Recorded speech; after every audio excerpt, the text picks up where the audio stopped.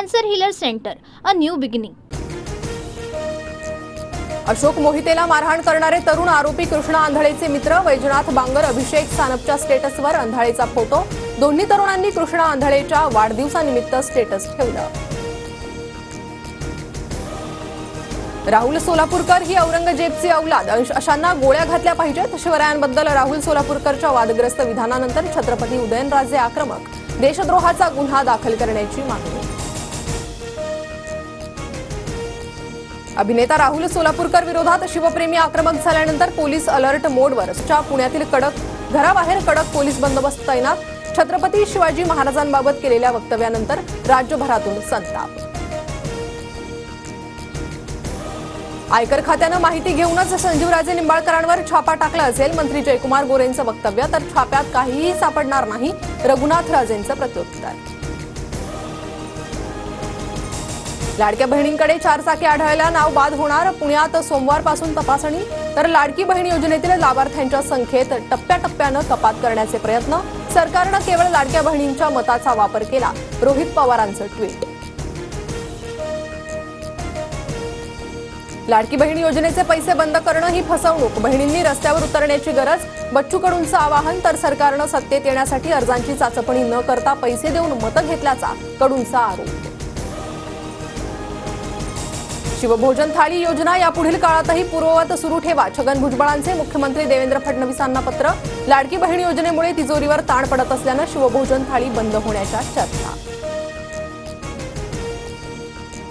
नाशिक पालकमंत्रीपदाच्या वादामुळे जिल्हा नियोजन समितीची बैठक रखडली, निधीच्या नियोजनासह विकास कामांना फटका बसण्याची शक्यता। इतर जिल्ह्यांच्या डीपीडीसी बैठका संपन्न। रायगडचं पालकमंत्रीपद गोगावलेंना मिळावं हा आमचा हट्ट, रायगड जिल्ह्यात शिवसेनेचे 3 आमदार। मंत्री गुलाबराव पाटलांचं वक्तव्य। गोपीचंद पडळकरांच्या आमदारकी विरोधात हायकोर्टात याचिका दाखल, निवडणुकीत बोगस मतदान झाल्याचा काँग्रेसच्या विक्रम सावंतांचा आरोप। ईव्हीएमवरही संशय व्यक्त, 28 फेब्रुवारीला सुनावणी होणार। ठाण्यात जनता दरबार घेतल्यानं पालघरचे पालकमंत्री गणेश नाईक चर्चेत, महायुतीच्या सगळ्याच मंत्र्यांनी जिथं पाहिजे तिथं जनता दरबार घ्यावा।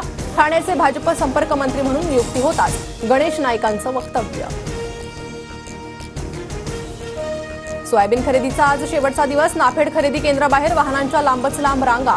शेतकरी 4 दिवसांपासून केंद्रावर मुक्कामी, पुन्हा मुदतवाढ देण्याची मागणी।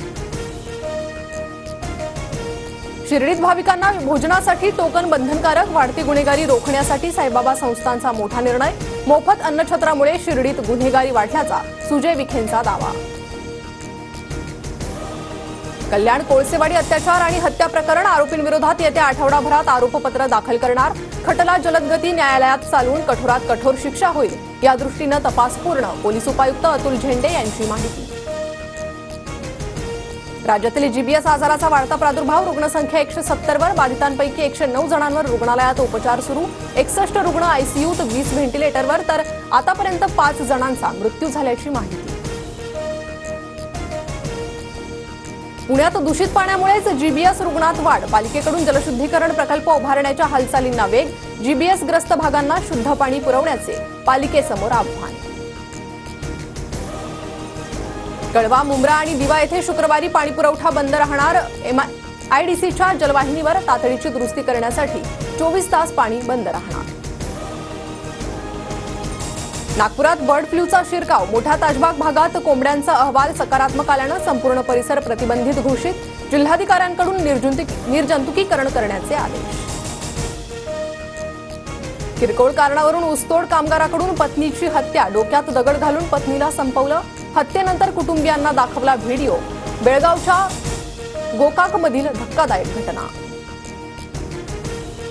कोकणातून मुंबईत येणाऱ्या रेल्वे गाड्या सीएसएमटी ऐवजी दादरपर्यंत धावणार। फलाटांच्या विस्तारीकरणाच्या कामामुळे अनेक रेल्वे गाड्यांच्या थांब्यात 28 फेब्रुवारीपर्यंत बदल।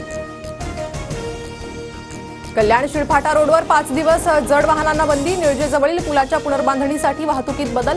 10 फेब्रुवारीपर्यंत जड वाहनांनी पर्यायी मार्गाचा वापर करण्याचं आवाहन। दिल्ली विधानसभा निवडणुकीचा एक्झिट पोल समोर, पोल डायरी चाणक्य मॅट्रिकच्या पोलनुसार दिल्लीत भाजपची सत्ता, तर माइंड ब्रिंकच्या एक्झिट पोलनुसार दिल्लीत आपची सत्ता। T20 नंतर आता वन डेची धूम. नागपुरातील विदर्भ क्रिकेट असोसिएशन स्टेडियमवर आजपासून भारत विरुद्ध इंग्लंड एकदिवसीय सामना. दुपारी 1:30 वाजता पहिला सामना सुरू होणार. Cancer healer centre, a new beginning.